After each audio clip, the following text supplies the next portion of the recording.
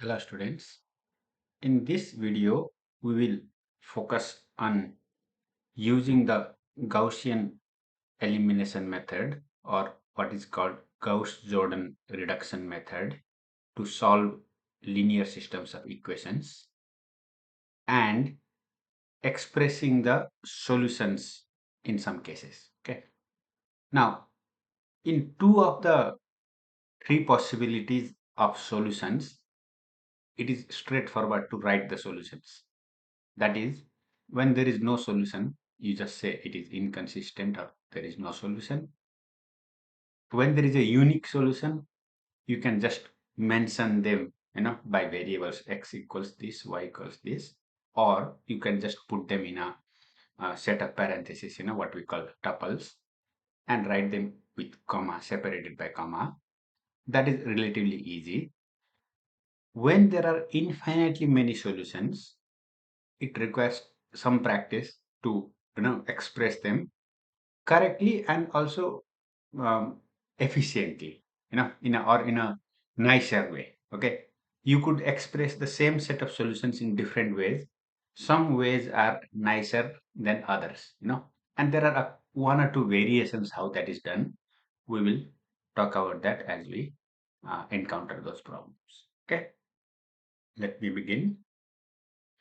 In the matrix, okay, by the way, in the title, I think I should make a correction. In today's video, at least we are talking about linear systems, okay, linear systems of equation, not all equations.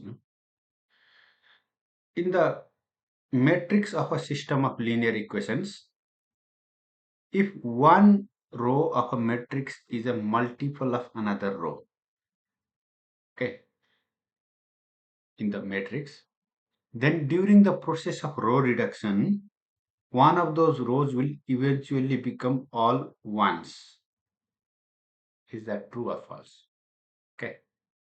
So if one row is a multiple of another row, does one of the rows become all ones, when you do some row operations? That would be the case if you were going to multiply, whichever is the smaller values by, so that it will become equal to the bigger values, right? Because the other row is a multiple of this. And then you divide the two rows, then everything will become 1, 1, 1, right? But the catch is there is no such row operation. Remember, you can add two rows or subtract two rows. We don't divide rows. Okay. You can divide a row by a number, but not by another row. And at least I have seen once, I think, a student doing that mistake. You don't divide two rows, never, or multiply. Okay. That won't be a linear operation, right? They are supposed to represent variables, x. You don't multiply x and make it x square in linear equations. Okay. So the answer is false.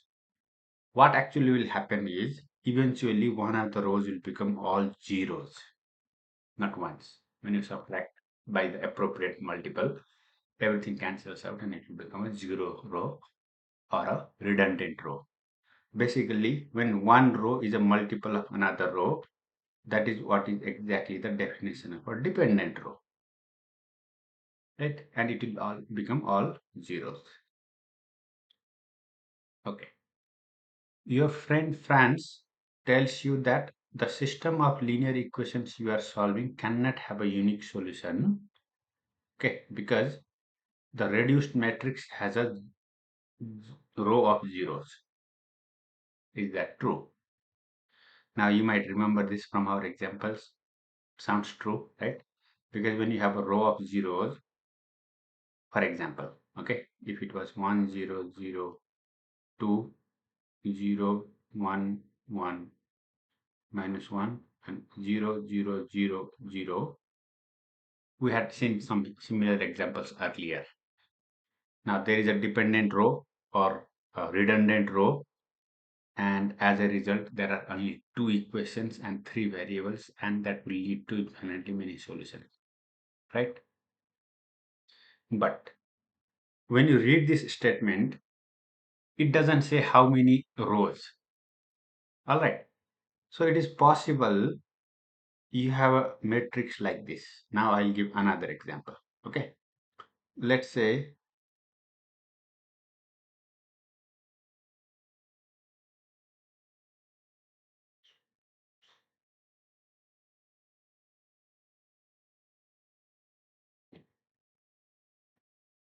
you have to follow me here carefully. Okay. Suppose you had a matrix like this. There is a zero row here. But the point is, before that, there were three rows which are independent, and there are three variables, and you have exact values. X is 2, Y is -1, Z is equal to 2 again. Right? So that statement in general is not true. It depends on how many non-zero rows are there. So the answer to this question is, if someone makes such a statement, you should explain, see, having a zero rows could likely lead to infinitely many solutions or not having a unique solution, but that's not the actual reason. Okay, that is generally how it is when there are same number of equations and variables, three equations, three variables, and there is a zero row. Now you have infinitely many solutions. But if there are more equations to begin with, eventually, if it has a unique solution, all remaining rows have to become zeros. Actually, if you think about it, okay, you cannot have more than three independent equations in three variables, because when you do this diagonalization, x, y, and z, right, with three independent equations, you should be done with the values of x, y, and z. There cannot be another row which is non-zero. Okay, so it's possible to have zero rows if there are more equations. All right. Now let us do some practice. First, we will do one 2 by 2 system, and then we will go to higher number of variables. Okay. Construct first what we call the augmented matrix. Okay. For Gaussian elimination or Gauss-Jordan row reduction method, we always construct the augmented matrix.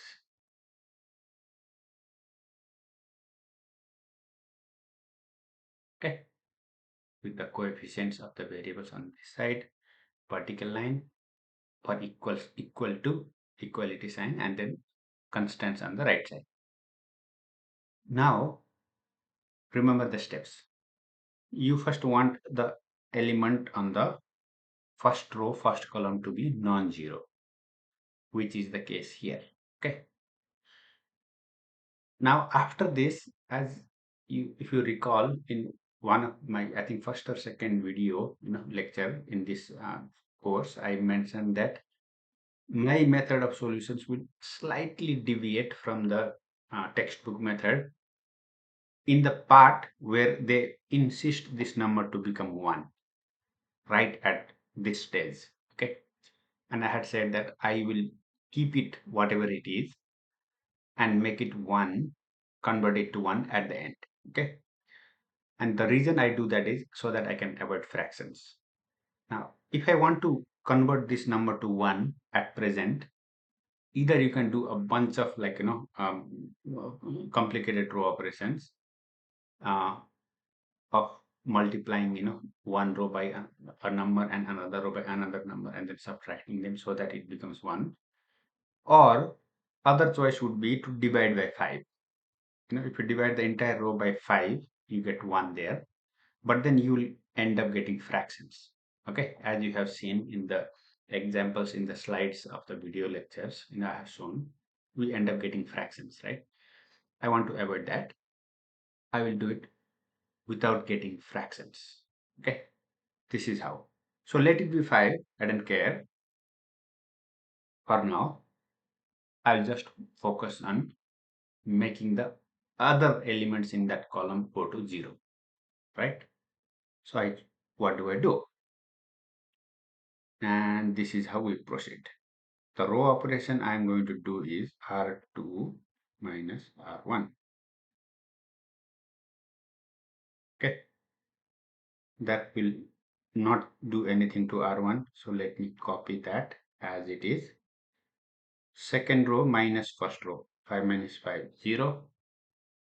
Minus 1, minus 2, minus 3. 14 minus 17, minus 3. Okay. So in my style, we're done with the first column because we have zeros where we need it. Okay. Done here. Focus now on the second column. Now in the second column, pay attention here now. Where do we look for? Second row element, right? Second row in the second column. And I have negative 3 there. I could have kept it as it is. As I said, I don't want it to be particularly 1 at this stage.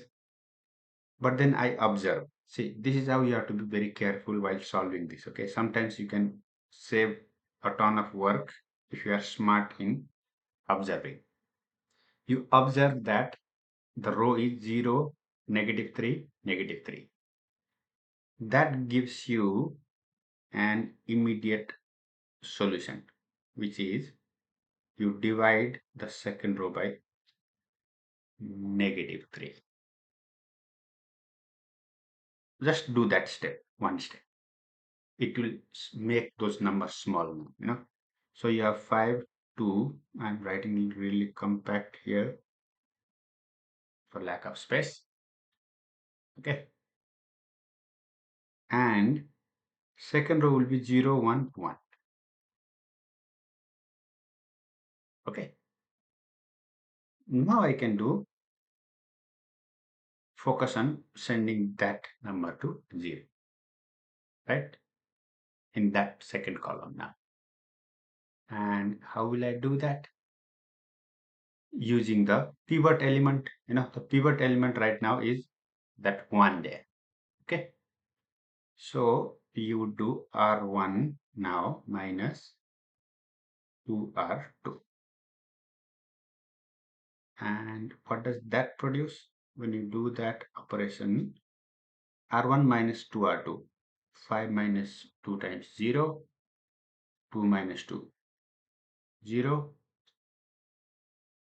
And 17 minus 2. 15. And I did not do anything to the second row. Okay. So I could finish the process without getting a fraction. And as I said, I would handle the non-zero number to become 1 at the end, right? And at this stage, I can simply divide R1 by 3 and I will get 1, 0, divide by 3. So this will be, sorry, divide by 5. What am I saying? I was thinking the answer is going to be 3 and then I spoke that. Okay. Divide by 5 and that will produce 3 here. And 0, 1, 1. Okay. So we have reduced the matrix, the Gauss-Jordan row reduction, where the matrix has become a diagonal matrix now. 1, 0 and 0, 1. And your values are there. So your solution you can now write. Solution is, you can simply write it as a ordered pair 3, 1. X is 3, Y is 1. Okay. And here is a problem for you to practice. The answer is provided here so that you can compare your work. You can verify your work. Please do that. Okay. I will go to a problem with 3 variables now. Okay. Again, we are asked to use Gauss-Jordan reduction method here. And you can see the equations are a peculiar type. Okay. So I'm going to talk about that peculiarity while solving. Let us do the augmented matrix. first.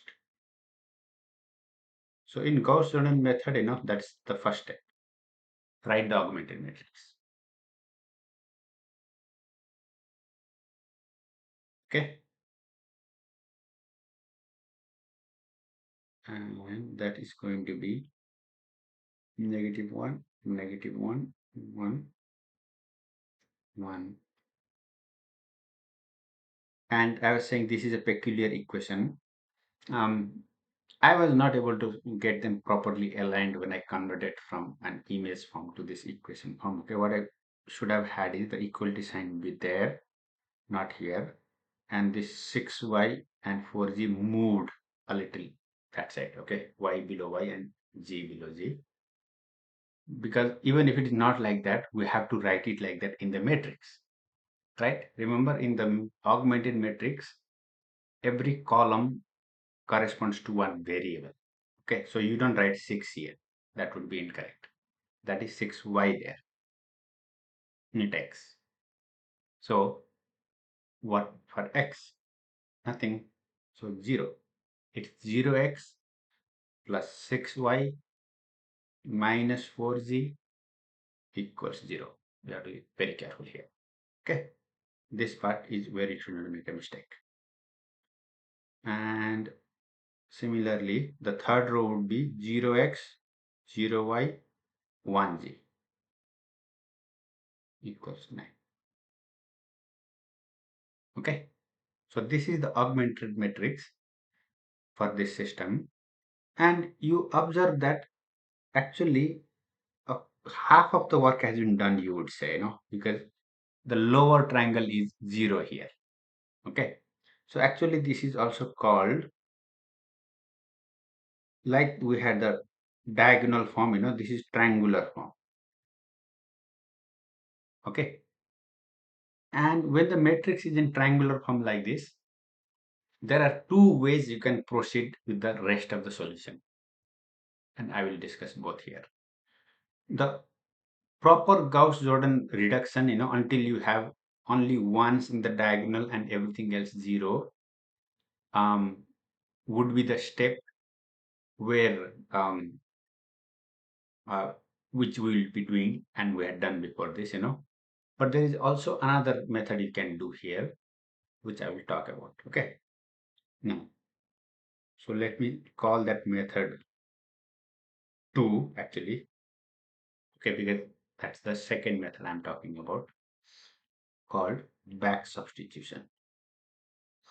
The word back substitution I introduced earlier also, but here we will apply properly to this matrix. Okay, how?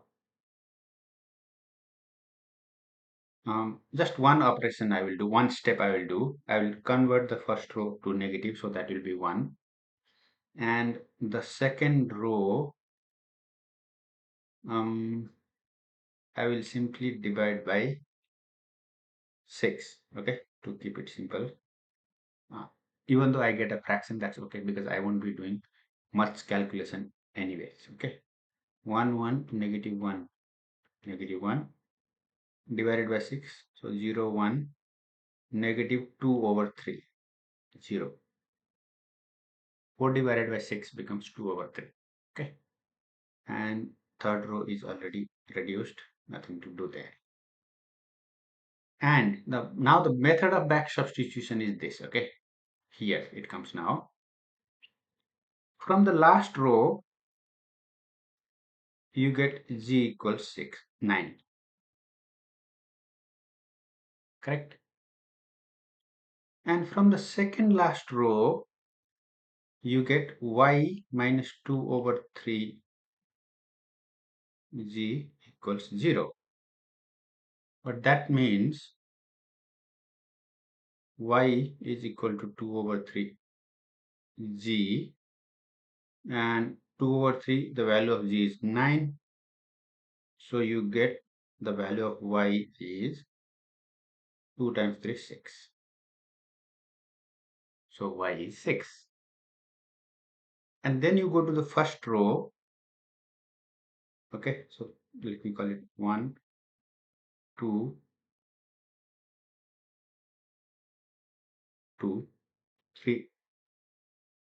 Go back to the first row, and that is x plus y minus z equals -1. And we have the values of y and z. X plus 6 minus 9 equals 0.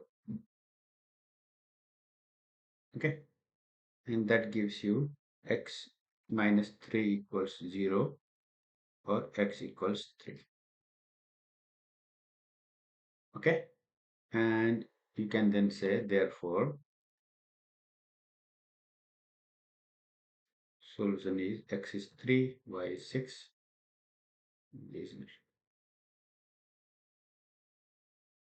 Okay,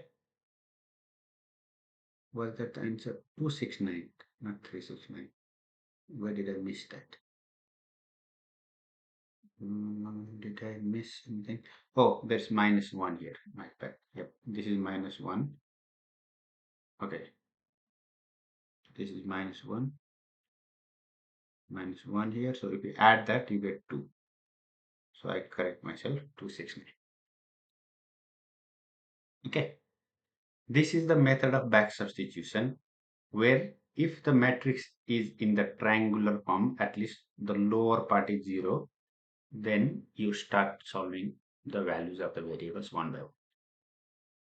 Okay, and now the method, this is method 2. I said, method 1 would be your regular method, like whatever we have been doing before this, and I will do that next on this side.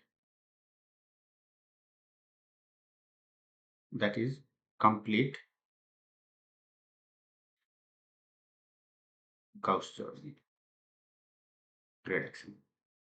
Okay, that's our previous method, right? In that method, what do we do?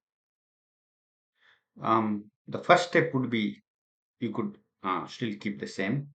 Okay, so it is all about row reduction. So whatever we did with row reduction here is fine.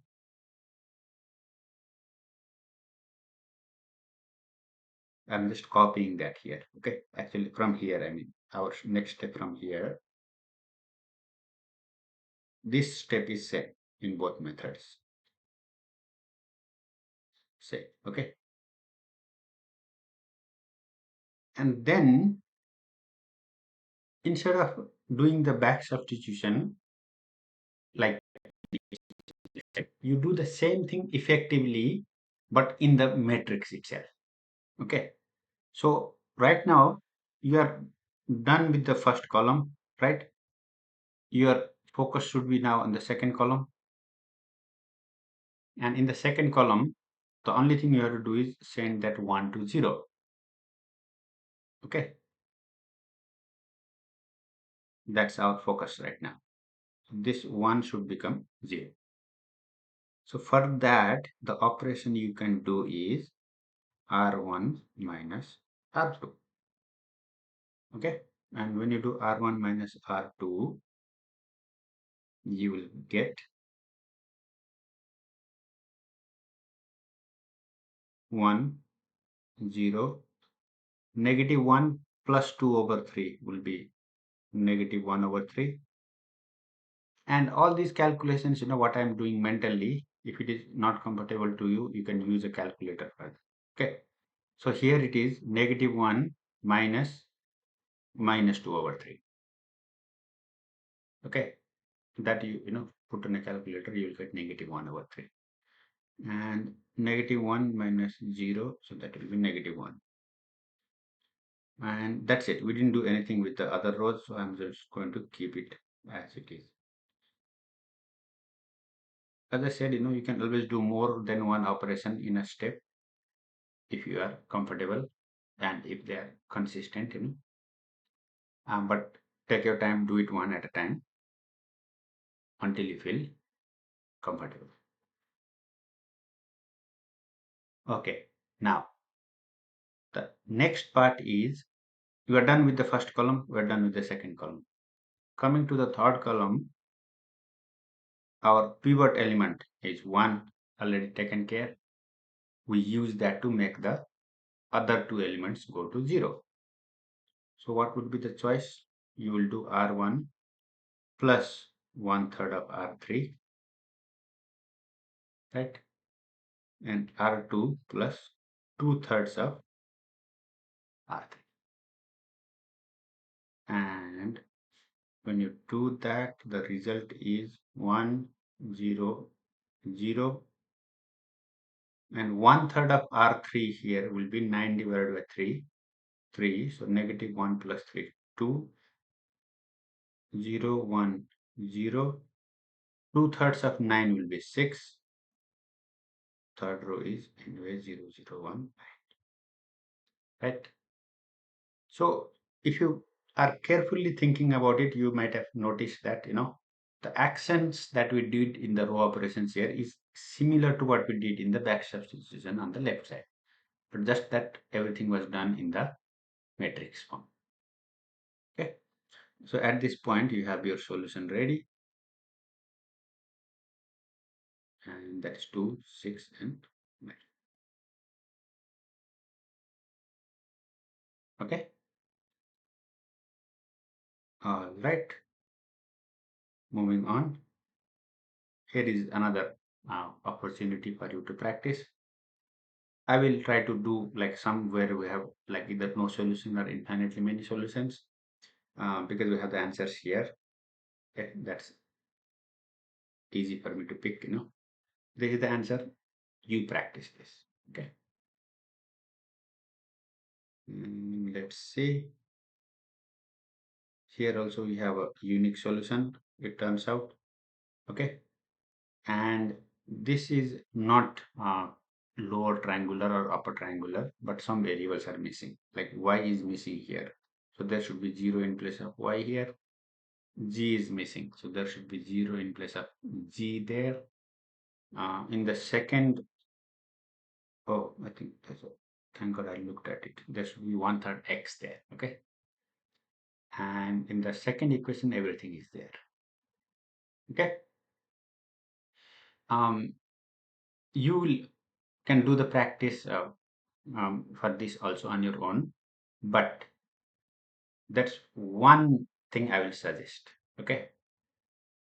Sometimes, you don't have to right away construct the augmented matrix. Although I said, that is one of the first steps we will do.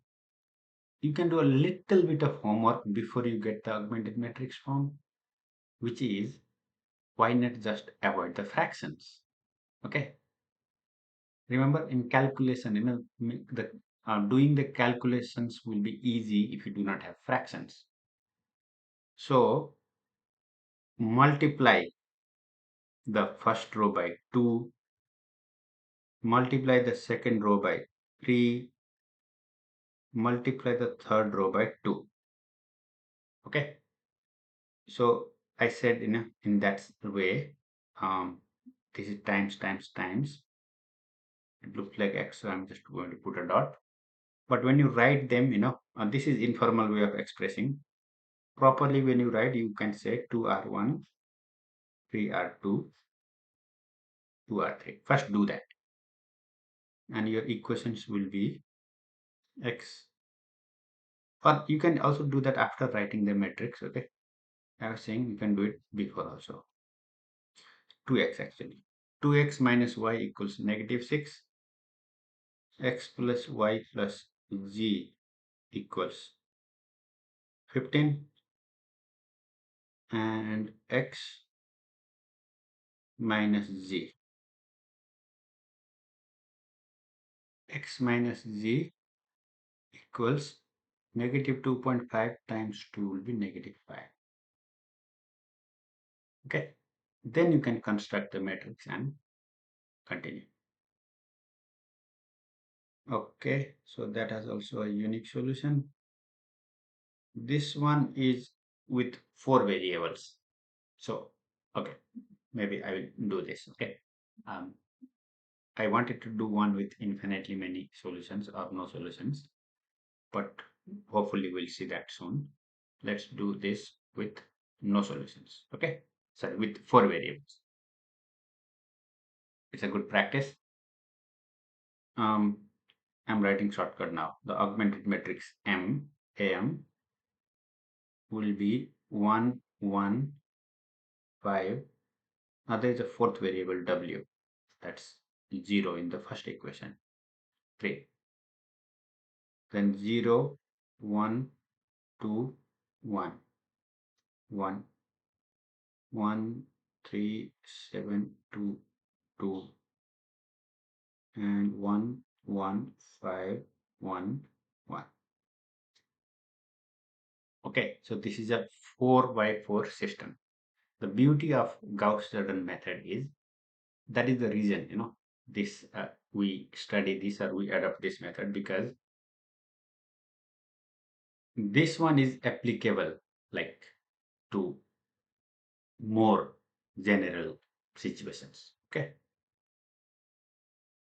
Now, as far as the pivoting is concerned, we are good with the first row, first column element. I need to use that to make the other elements here 0. The first one, second element there is already 0, so no need to worry. I will focus on the third and the fourth row. And it's simple choice, R3 minus R1, R4 minus R1, right?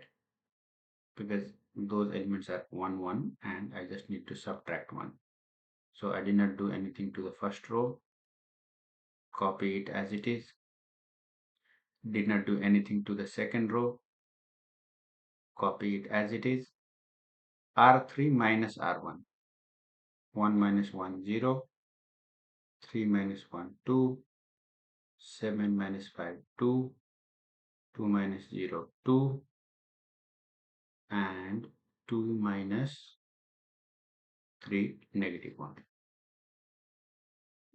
R4 minus R1, 1 minus 1, 0, 1 minus 1, 0, 5 minus 5, 0, 1 minus 0, 1, 1 minus 3, minus 2. Okay. The last row turned out to be good. That's great. But we focus on the second column. Okay. And in the second column, my pivot element would be the 1 there. And luckily again, that's already a 1. So I only have to worry about sending the other elements to 0. And what are those? The 1 here should go to 0, and the 2 here should go to 0. In the fourth row, I already have a 0. So what do? I choose to do R1 minus R2. Remember, you have to use that pivot element, that second row. Okay. So R1 minus R2, R3 minus 2R2. Okay. And you should see, why I'm choosing those operations. R1 minus R2, so 1 minus 0, 1 minus 1, 0, 5 minus 2, 3, 0 minus 1, minus 1. What did I draw the line? We have one more. And 3 minus 1, 2. Okay. Second row is as it is, R3 minus 2R2.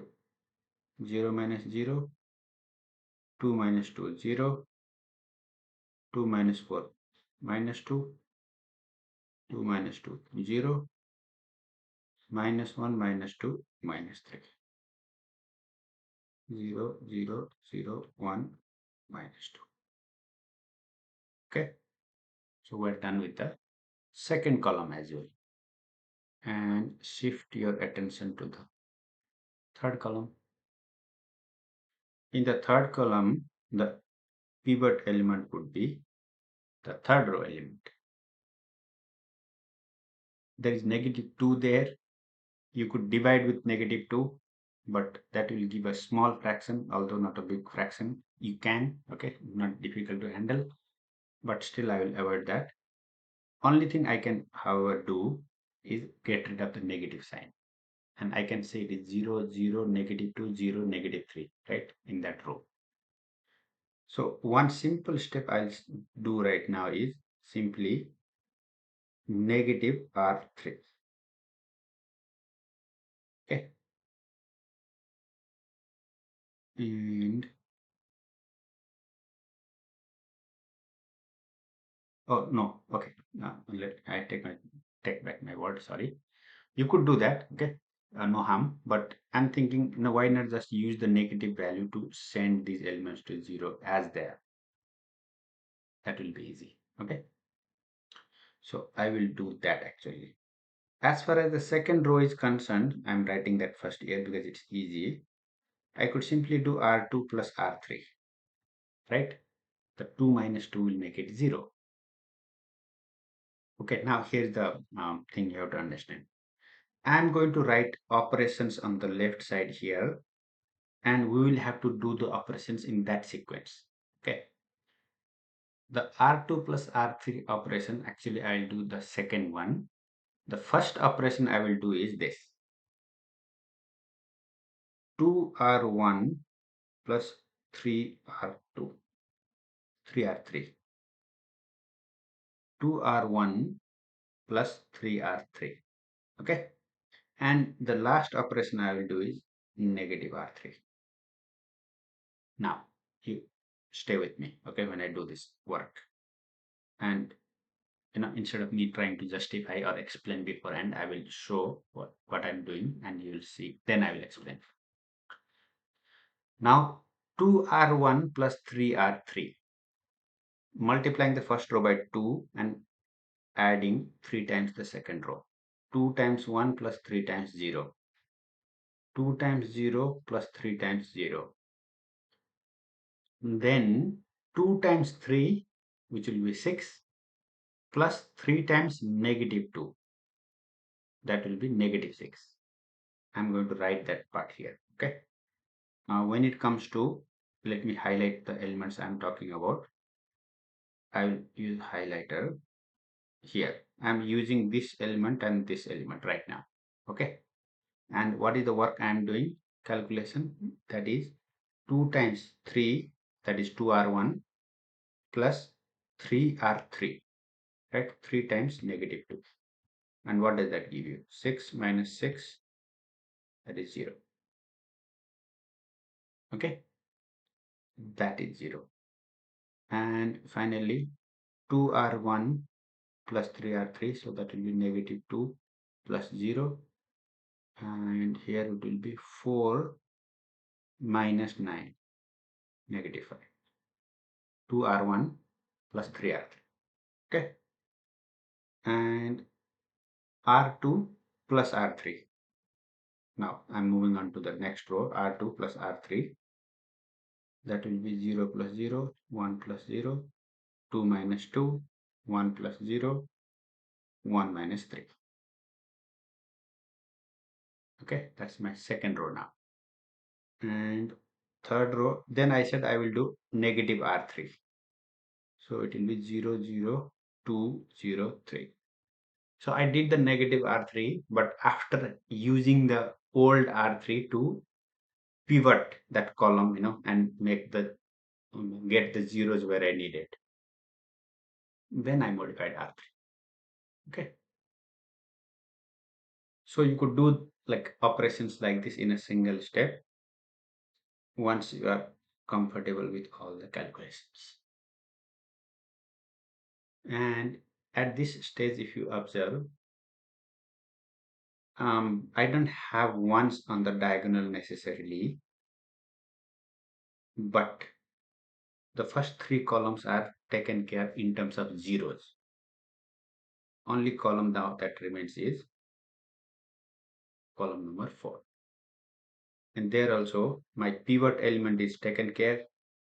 That's 1. I need to use it to make the other elements 0.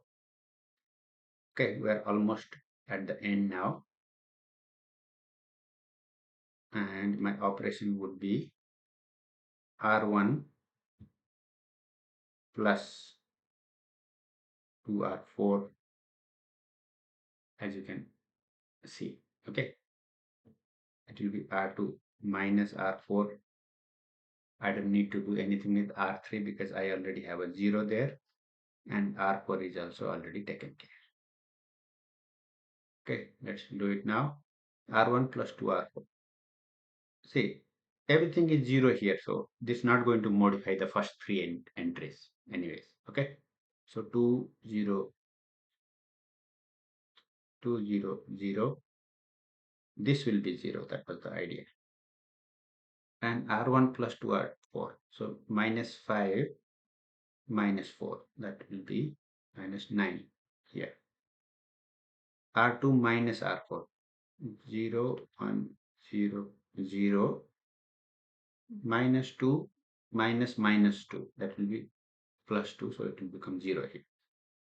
And 0 0 2 0 3 0 0 0 1 negative 2. All right, almost it's diagonalized. It is a diagonal matrix. Only thing is, to get your values properly, you would want all the diagonal elements to be 1 as well. And at this stage, it is easy to do that because you could simply divide the first row by 2 and the third row by 2. Everything else is 0 anyways. And when you do that, you get 1 0 0 0 negative 9 over 2 0 1 0 0 0 0 0 1 0 3 over 2 0 0 0 1 negative 2. And there I have my answer, the solutions on the right side. Okay, hopefully the answer is correct. I hope there's an answer given here.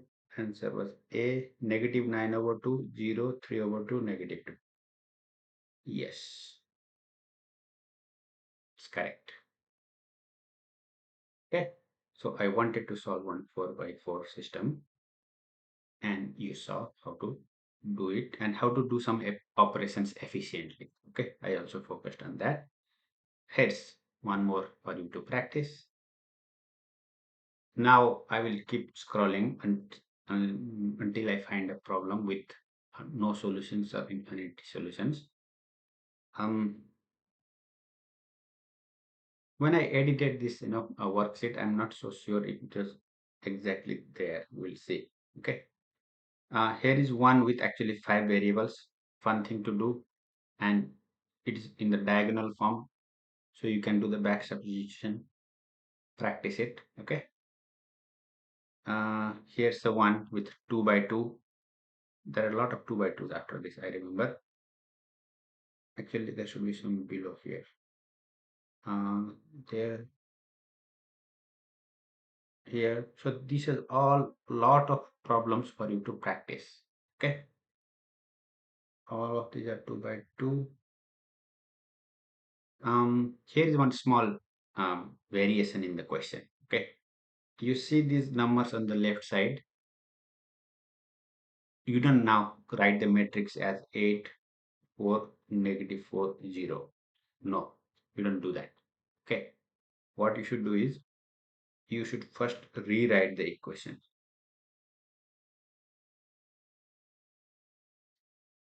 See, you have to write the equation in the standard form, only then construct the matrix. So the matrix would be 8 4 and 4, like that. Okay, it has only two variables. In this system, the way we write the matrix, make sure the constants are on the right side of the equation before you construct the matrix. Okay, other than that, you can do it. Okay, so we have an infinitely many solution situation. We will do that now. Okay,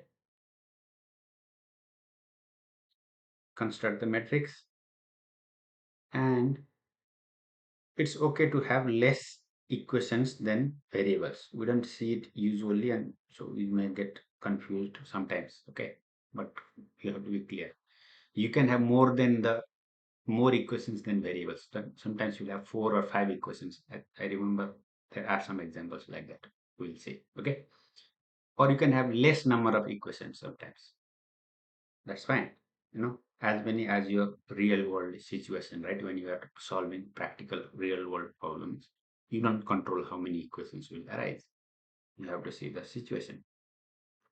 You cannot imagine equations. It comes from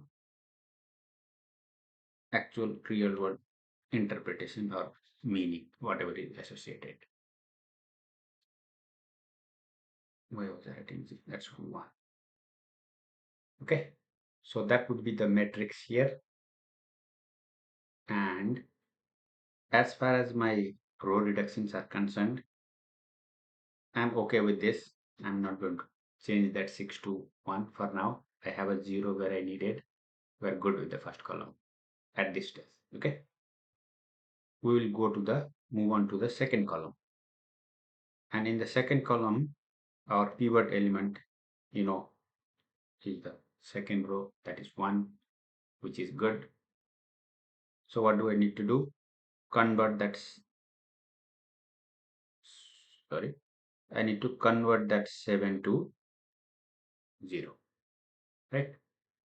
For that, I'm going to do R1 minus 7R2, as you can imagine. Okay.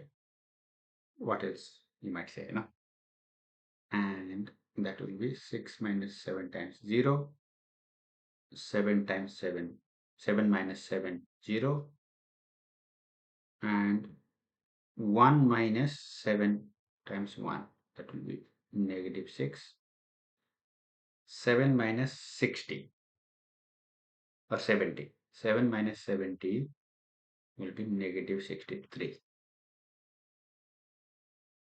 Okay, R1 minus 7 R2, right? And not touching R2. Okay. And now you can maybe divide this by 6. Okay, because we're anyway done there almost. So R1 divided by 6, that will give you 1, 0, negative 1. And when you divide that by 6, that is 63. So that will be negative 21 over 2. Okay. And the second will be 0, 1, 1, 10. Okay. So the system is consistent because we did not get a row which has 0, 0, 0 and then some non-zero. Okay, that did not happen, right? Because that did not happen, the system is consistent. Okay, so it has solutions, but there are only 2 independent equations and 3 variables, so it is redundant, that is infinitely many solutions. According to the instructions in the question, we just said redundant here, but we will do more than that. We need to write the solutions. Okay, so let us get into that now. On the top side here, I'm going to write the solutions. Okay, the solutions will be like this. Now let's write the equations first and then we will write the solution. The first equation here would be x minus z. Now when you convert that row into equation, okay, x minus z equals negative 21 over 2. And the second equation is y plus z equals 10. Right? So when you write the solution, what you do is you choose your z as your independent variable, because that appears in both the equations. It will make your work easy. Z is independent, so there is no particular value for it. Independent means it is a free variable. Okay, and I need to use the terminology also. I'm going to write, actually let me write that here. Let z be the free or independent parameter. Okay. And once you fix your g to be the free or independent parameter, I might have to now do some work in reducing the size of what I have written here. Just 1 second. Okay. I'm going to move it to this side. And once you have written g as the independent parameter, your solutions will be like this. Open bracket, close bracket. G is free. What is y? Y is 10 minus g, right? And before that, what is x? Negative 21 over 2 plus g. Those will be your solutions in what is called parameterized form. Okay, with parameter z. Okay, and actually I will box that so it will be known that that is the solution.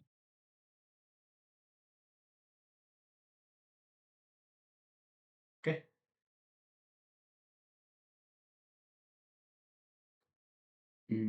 Yeah, here's one more for you to practice. Here they have given solutions in the parameterized form. Okay, answer is B, it seems. Looks like the numbers are easy here. Please practice that. Okay, that's for your practice. Number 20 here, again, another good one for your practice. Let's see. Yeah. So before this, you saw situation where you had more number of variables than equations, right? 3 variables, but 2 equations.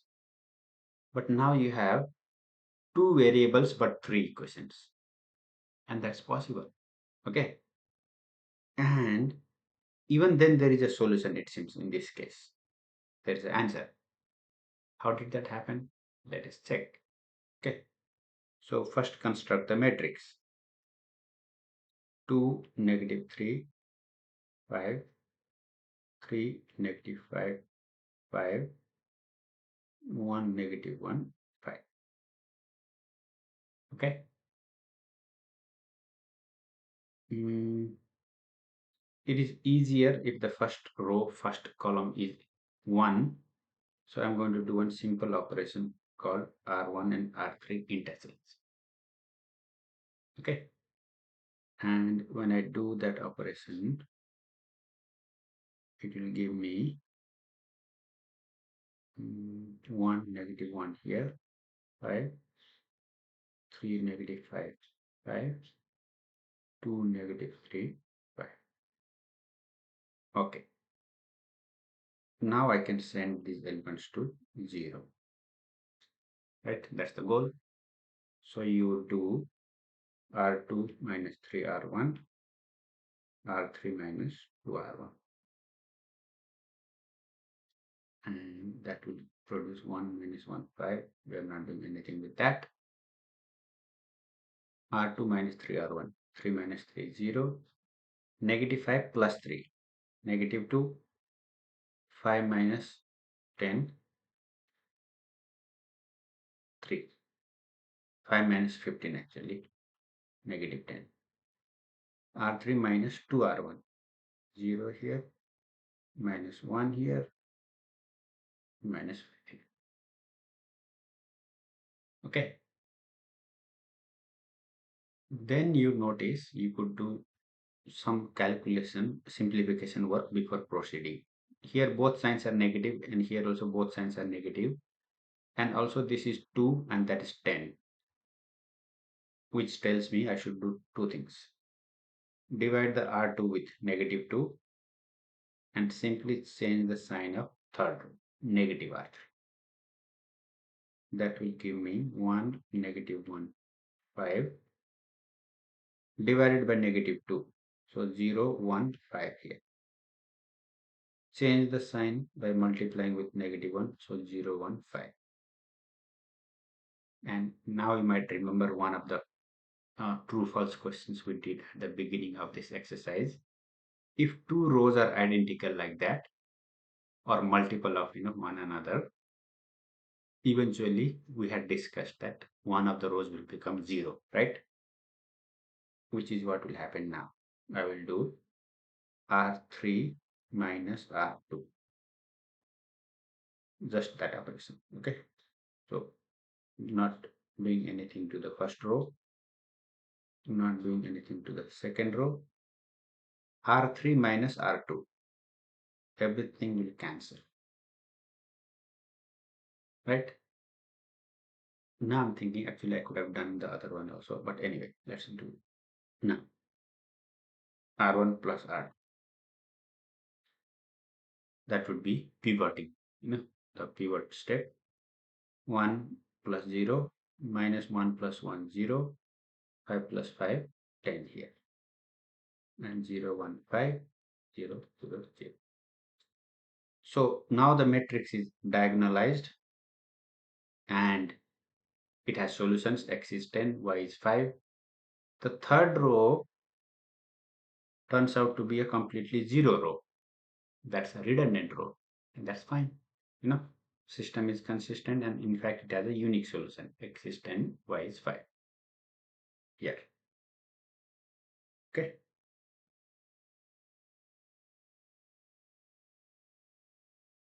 So that can happen. You can have more equations than the number of variables as long as the system becomes consistent, and you must always end up getting zero rows in such case.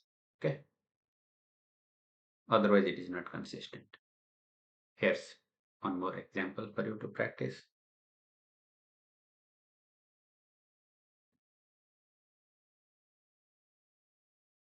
Inconsistent. Okay. Now we have something good. Okay. So here is a 3 by 3 system, and it shows that the answer is inconsistent. Option D here. So let us work on it. Okay. You can go ahead and start doing, don't have to wait for me. Augmented matrix. That will be 5, 0, 5, negative 4. 0, 5, 5, negative 5. 0, 25 over 3, 25 over 3, negative 5.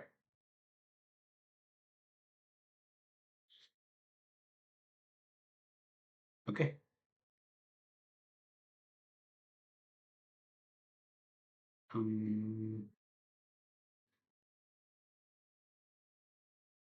What operations I can think of?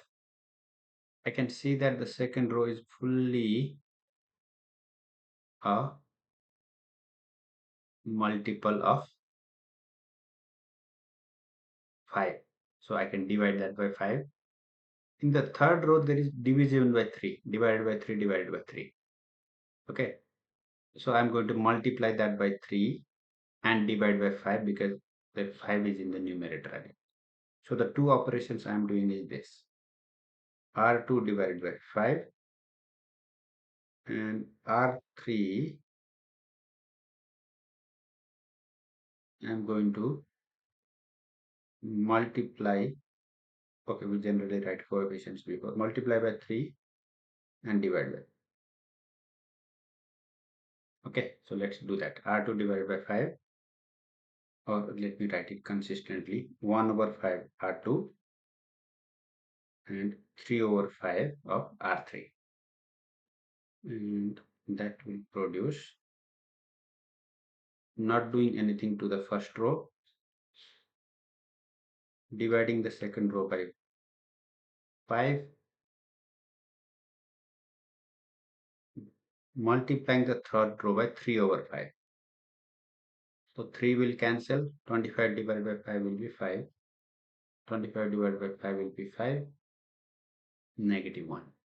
Use calculator if you need to, okay, to do that calculation. So we are here. What can we do next? Let's focus now. The first column is good. Let us focus on the second column. In that, the pivot element is 1. And the 0 is taken care here. I need to focus on the 5 here and it should become 0. Right? That is the goal. So the operation you will do is R3 minus 5R2. You use the pivot element 1 to convert that 5 into 0. So you subtract 5 times. And what does that produce? We are not doing anything to the first row. Copy it. Not doing anything to the second row. Copy it. R3 minus 5R1. So you get 0 here. 5 minus 5, you get 0 there. Negative 1 plus 5 will be 4 here. Now you have a problem. What is it? Third. 0, 0, 0, 4. Okay. That would imply, this implies 0 equals 4. Right? The system is inconsistent. Contradiction. That means no solution.